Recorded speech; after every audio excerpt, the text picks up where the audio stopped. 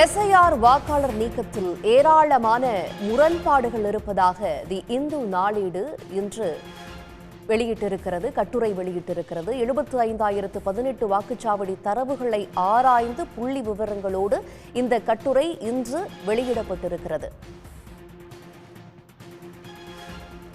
இது பற்றிய கருத்துக்களை பகிர்ந்து கொள்வதற்காக அந்த கட்டுரை எழுதிய ஆசிரியர்கள் ஒருவரான விக்னேஷ் ராதாகிருஷ்ணன் பத்திரிகையாளர் நம்மோடு இணைந்திருக்கிறார்.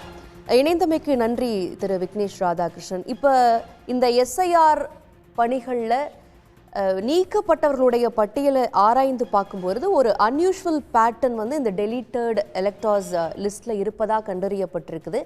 எத்தனை தரவுகளை ஆராய்ந்து இந்த முடிவுக்கு வந்தீங்க? அப்படி என்ன அன்யூஷுவல் பேட்டர்ன்ஸ் கண்டறியப்பட்டிருக்கு?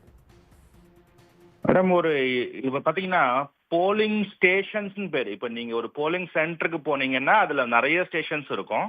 ஸோ அந்த மாதிரி ஒரு 75,000 போலிங் ஸ்டேஷன்ஸ் இருக்கு. ஒரு போலிங் ஸ்டேஷனுக்கும் ஒரு பிடிஎஃப், ஒரு அவங்க ஒரு டிஜிட்டல் எலக்ட்ரல் ரோல் விட்டுருக்காங்க. ஸோ ஒரு 75,000 பிடிஎஃப்ஸ் இது நம்ம டவுன்லோட் பண்ணி நம்ம கன்வெர்ட் பண்ணி அனலைஸ் பண்ணியிருக்கோம். அதுல பாத்தீங்கன்னா எது அன்யூஷுவலா என்ன இருக்குன்னா, முக்கியமான ஒரு ஃபர்ஸ்ட் இதுக்கு நம்ம போயிடுவோம்.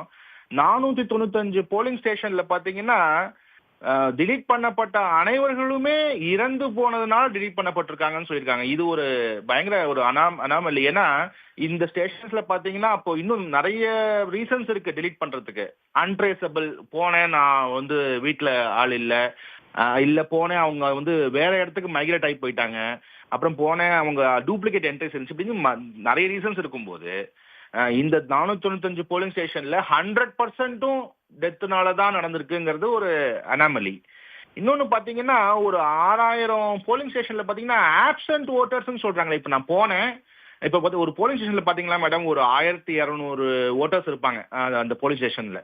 இப்போ ஒரு போலிங் ஸ்டேஷன் நம்ம எடுத்துக்கலாம். இப்ப சோழிங்கநல்லூர் செங்கல்பட்டுல ஒரு போலிங் ஸ்டேஷன் இருக்கு, government primary school polling station. அதுல பாத்தீங்கன்னா 549 எலக்டர்ஸ் ஆப்சென்ட்னு காட்டுது. அதாவது இப்போ அவங்க பிஎல்ஓஸ் போறாங்க, அவங்க போய் ஒரு போலீஸ் ஸ்டேஷன்ல இருக்கிற ரெசிடென்ஸை பார்க்கும்போது 1,200 1,500 பேர் இருக்கிற ஒரு இடத்துல 600 பேர் காணோம் அப்படின்னு சொல்லுவது ஒரு மிகப்பெரிய அனாமலி இல்லையா? ஸோ இந்த மாதிரி ஆப்சென்ட் ஓட்டர்ஸ் ரொம்ப அதிகமா இருக்கிற போலிங் ஸ்டேஷன்ஸ் இருக்கு. எக்ஸசிவ் டெத் ரிப்போர்ட்ஸ், ஒரு போலிங் ஸ்டேஷன்ல 216 டெத் ரிப்போர்ட் ஆயிருக்கு. எக்ஸசிவ் டிலிஷன்ஸ், ஒரு போலிங் ஸ்டேஷன்ல பாத்தீங்கன்னா ஒரு 1,200 1,500 இருக்குன்னு சொன்னேன் இல்லைங்களா? அதுல பாத்தீங்கன்னா இப்போ ஒரு கொடலூர்ல புவனகிரியில ஒரு போலிங் ஸ்டேஷன்ல பாத்தீங்கன்னா 861 டிலிஷன்ஸ் இருக்கு. அதாவது 1,200ல 861 போச்சுன்னா மிச்சம் இருக்கிற ஓட்டரை நீங்க நினைச்சு பாருங்க, ரொம்ப கம்மி பேர் தான் இருப்பாங்க.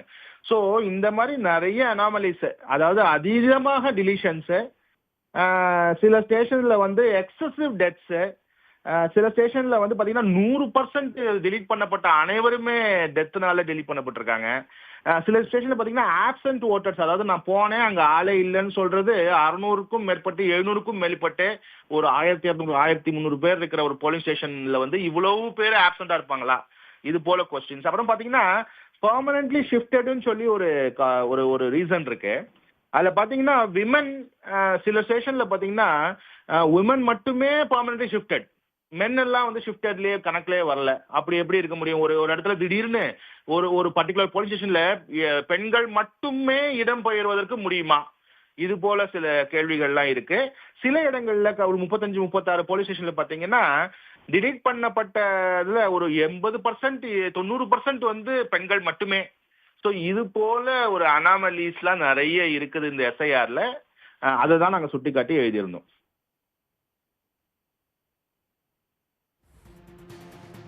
நிச்சயமாக இப்போ நீங்க எடுத்திருக்கக்கூடிய இந்த டேட்டாஸ் எல்லாம் எஸ்ஐஆர் வெளியிட்டிருக்கக்கூடிய அந்த பிடிஎஃப் அடிப்படையில் இந்த புள்ளி விவரங்களை எடுத்திருக்கீங்களா? இதை வச்சு நம்ம பார்க்கும்போது எஸ்ஐஆர் பணியில ஒரு முறைகேடு நடந்திருக்கு அப்படிங்கிறத நம்ம ஒரு கன்க்ளூஷனுக்கு வர முடியுமா? முறைகேடு நடந்திருக்கா மேடம்? ரெண்டு விஷயம் இருக்கு. இன்காம்பிட்டன்சி அப்படின்னு ஒண்ணு இருக்கு, முறைகேடுங்கிறது செப்பரேட். இப்போ இதெல்லாம் தெரிந்து நடந்த தவறுகளா தெரியாமல் நடந்த தவறுகளா, இது தவறுகள் தானா அப்படிங்கறதெல்லாம் நம்ம போய் பார்த்தா தான் தெரியும். இப்போ நாங்க இந்த ஸ்டோரியில ஒரு அனாமலிக்கும் 5 போலிங் பூத் எக்ஸாம்பிளா கொடுத்துருக்கோம். இப்ப நீங்க வந்து இப்ப யங் டெத்ஸ் இப்ப ஒரு இது எடுத்துக்கிட்டீங்கன்னா ரொம்ப, அதாவது ஒரு பர்டிகுலர் போலிங் பூத்துல பாத்தீங்கன்னா 50க்கும் மேற்பட்டவர்கள் டிலீட் ஆன போலிங் பூத்தை மட்டுமே எடுத்துக்கிட்டு அதுல அதாவது டிலீட் ஆனது வந்து டெத்னால டிலீட் ஆன போலிங் பூத் எடுத்துக்கிறோம். சரி, அதுல பாத்தீங்கன்னா 50%க்கும் மேற்பட்டவர்கள் இறந்து போனது வந்து 50 வயசுக்கும் குறைவாக, அதாவது யங் டெத்ஸ், யங் பீப்புள்.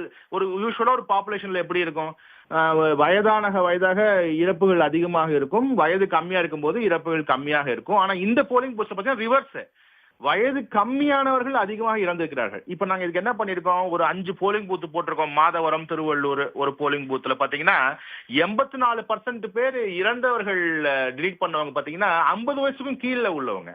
அதே போல மன்னார்குடி, திருவாரூர்ல பாத்தீங்கன்னா 58% இறந்தவர்கள் லிஸ்ட்ல பாத்தீங்கன்னா, இறந்ததுனால டிலீட் பண்ணப்பட்டவர்கள் பாத்தீங்கன்னா 50 வயசுக்கும் கம்மியானவங்க. இது ஒரு அனாமலி. இப்ப நாங்க சுட்டி காட்டி எழுதிட்டோம். இந்த போலிங் பூத்துல போய் இப்போ வந்து யாராவது இன்ஸ்பெக்ஷனோ திருப்பி ஒரு ஆடிட்டோ போயிட்டு டிலீட் பண்ணப்பட்டவர்கள் உண்மையிலே இறந்திருக்காங்களான்னு இனிமேதான் கண்டுபிடிக்கணும். அதை கண்டுபிடிச்சு அதுல அனாமலிஸ். இப்ப பீகார்ல இதே நடந்துச்சு. பீகார்ல முதல்ல வந்து இறந்து போயிட்டாங்க, ஷிஃப்டடு இதுன்னு சொல்லி ரீசன்ஸ் எல்லாம் கொடுத்ததுக்கு பிற்பாடு மக்கள் மறுபடியும் அவங்களாவே அப்பீல் போய் இல்ல பொலிட்டிக்கல் பார்ட்டிஸ் வந்து அப்பீல் பண்ணி இது போன்ற அப்பீல்லாம் செஞ்சு அப்புறமாக அது ரிவர்ஸ் ஆகலையா? சோ இது போல இது வந்து இன்கம்பிட்டன்சி, இது ஒரு அப்படி அதனால இது கூட இருக்கலாம். அது வந்து இப்ப மக்கள் அப்பீல் பண்ணும்போது, அப்பீலுக்கு தான் இப்ப டைம் கொடுத்துருக்காங்க. அப்பீல் பண்ணும்போது தான் எவ்வளவு வந்து தவறான என்ட்ரிஸ் வந்து பண்ணிருக்காங்கிறது அப்பீல் பண்ணும்போது தான் தெரியும்.